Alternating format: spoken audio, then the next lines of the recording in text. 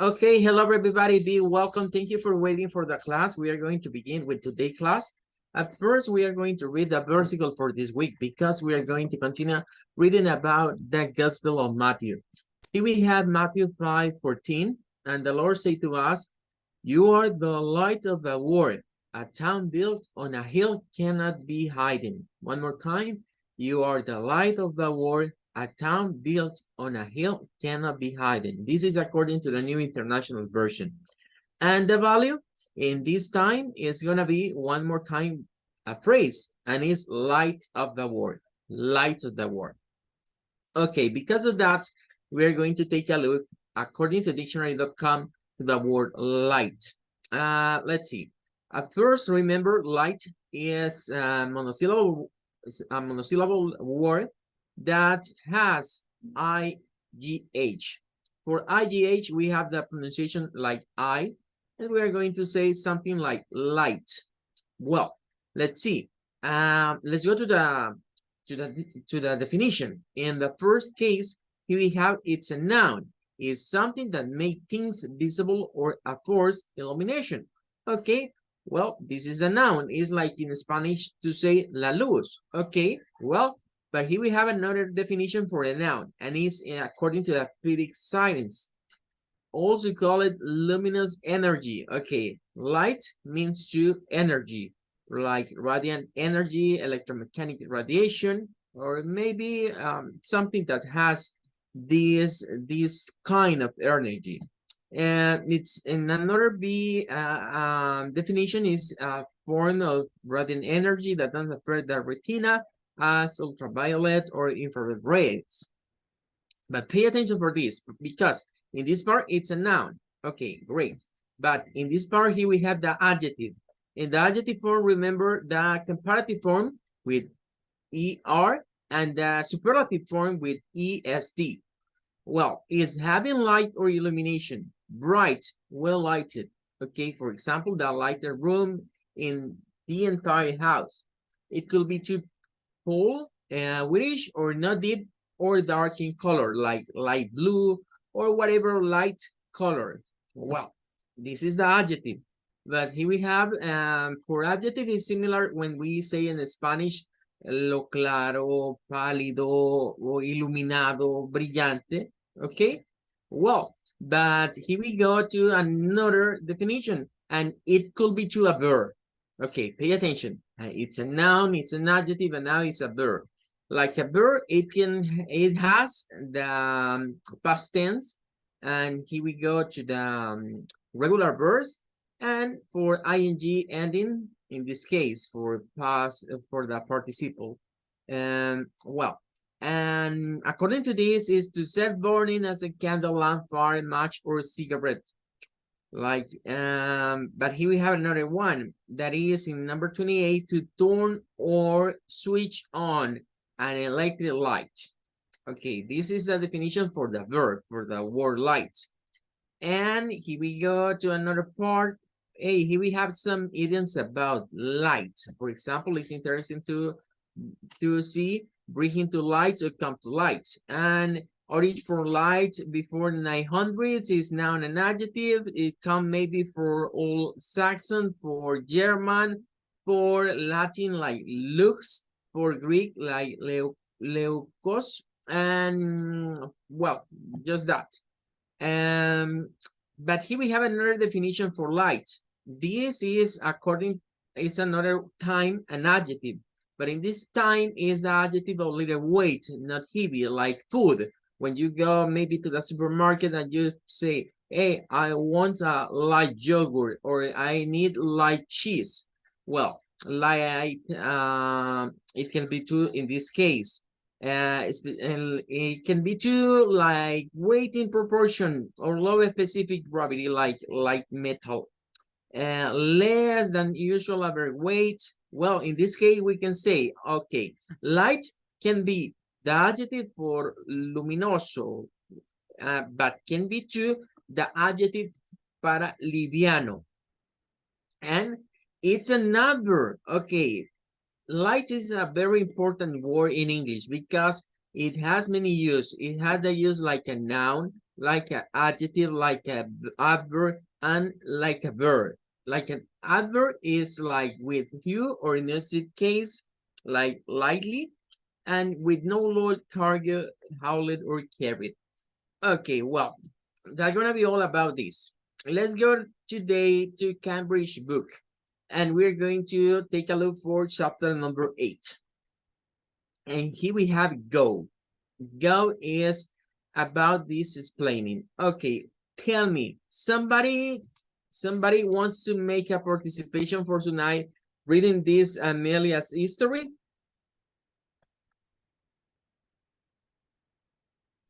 Tell me, somebody wants to read and practice English for tonight.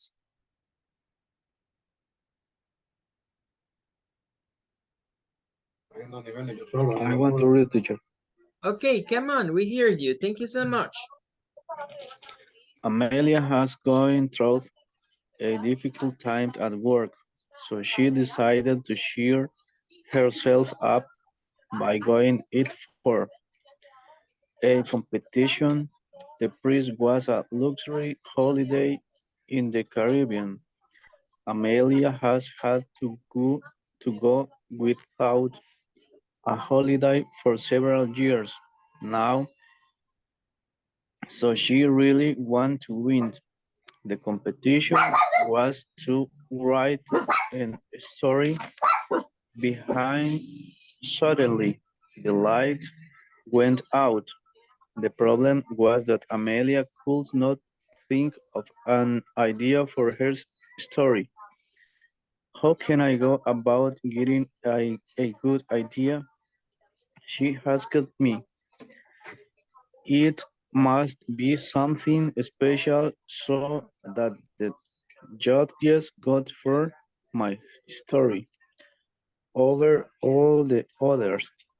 I suggested she went to the library to go through some some books of short stories. She might get some ideas there. So she went off to see what she could find. She soon found some great histories.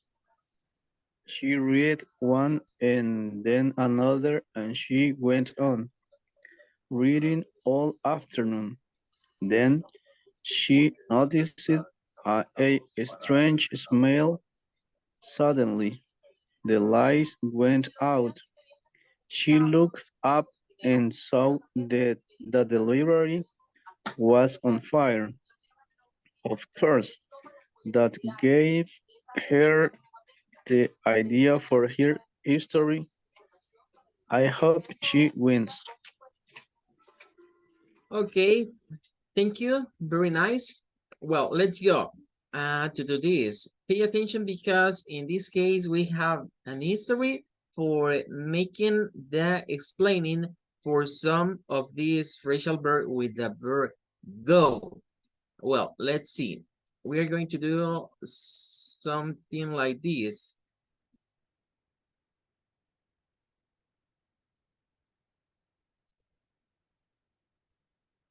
Okay.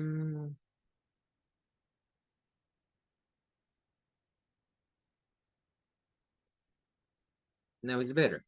Let's see. Number one is going through. Going through is gonna be the first one. And the definition is experiencing an unpleasant or difficult situation. That is going through. Let's see one more. Here we have in this other case is go in for. Go in for. What is the meaning for going for? Well, in this case, doing or comparing in, like doing or comparing in. And we have another one, and is go without. Go without. And the meaning is over here, not have something which you usually have.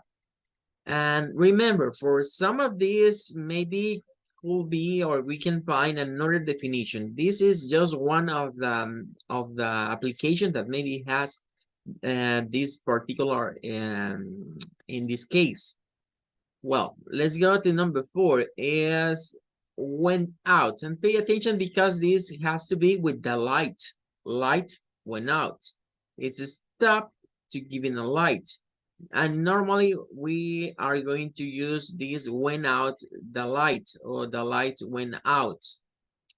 It's an expression. It's an expression. And number five is go about. Go about is like to start to do or deal with something.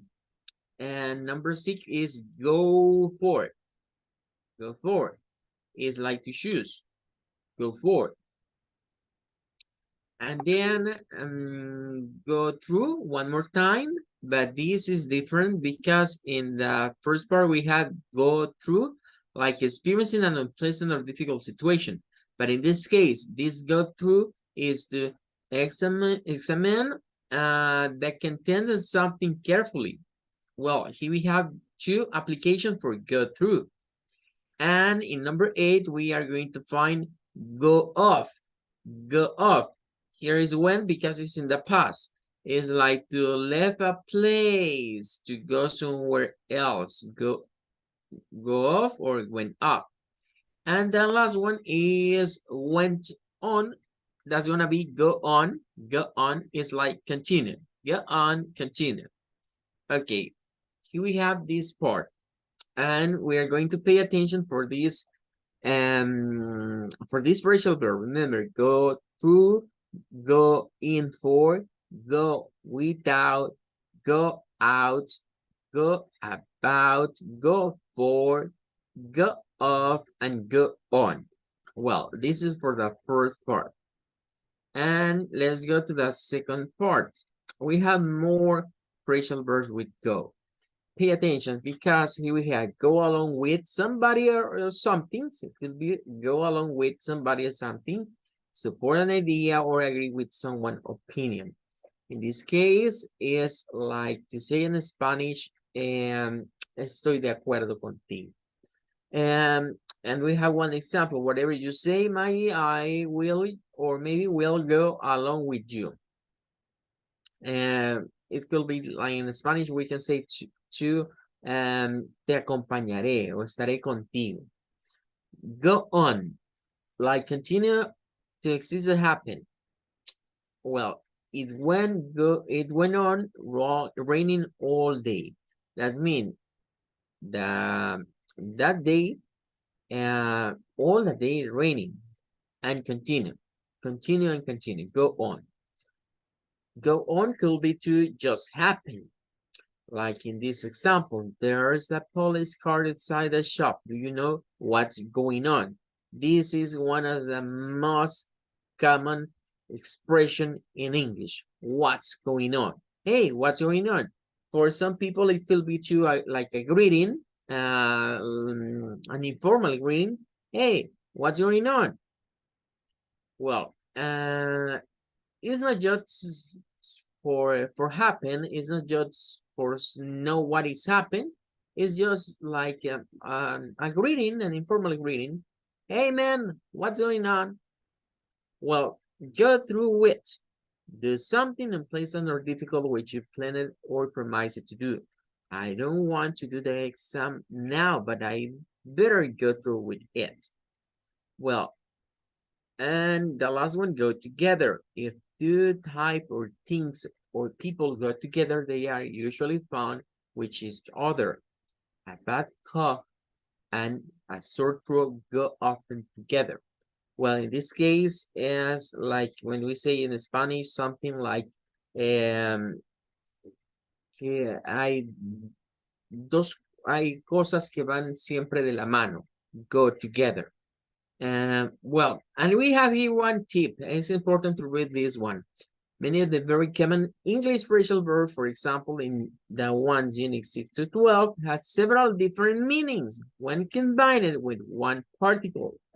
There are few different meanings on this page for go on and go through. However, there are other possible meanings for both of these Verbs and particle combination. Remember, this is you meet a phrasal verb in a new or unusual context because it may have a quite a different meanings there from one you are more familiar with. Okay, well, what does it mean? It means that we have to pay attention because maybe we just remember one of the definition, but we have many others definition, and we have to take a look for this one according to Verbal Phrase Dictionary. Ok, bueno, entonces con esto estaríamos terminando lo que sería esta parte de las phrasal verbs de go.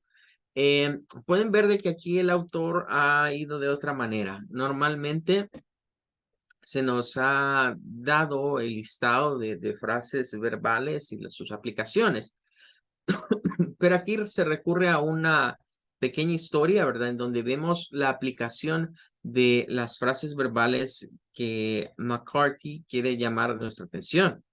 Ahora, lo que nos dice al final es lo que hemos venido diciendo durante muchas clases, durante todo ese periodo que hemos estado estudiando estas frases verbales.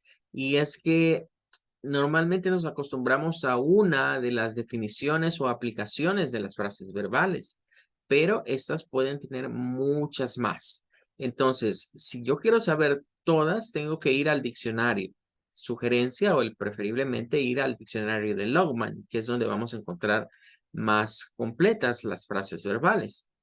Ahora, resultará que para, digamos, propósitos académicos en cuanto a conocer las aplicaciones que esas tienen, eso va muy bien. Pero ya en propósitos prácticos, recordemos que las más utilizadas son las que siempre se nos presentan acá en estos capítulos. Y por lo tanto, las formas de aplicaciones o de los meanings vienen siendo las más importantes de recordar las que están acá. Habrán otras para otros casos más específicos, pero siendo estas las más comunes, pues es como las que debemos de aprendérnoslas o de manejarlas bien. Bueno, for tomorrow we are not going to have class. We are going to make the pause for this week, and we are going to return to class on Thursday. For that day, we are going to do exercise 8.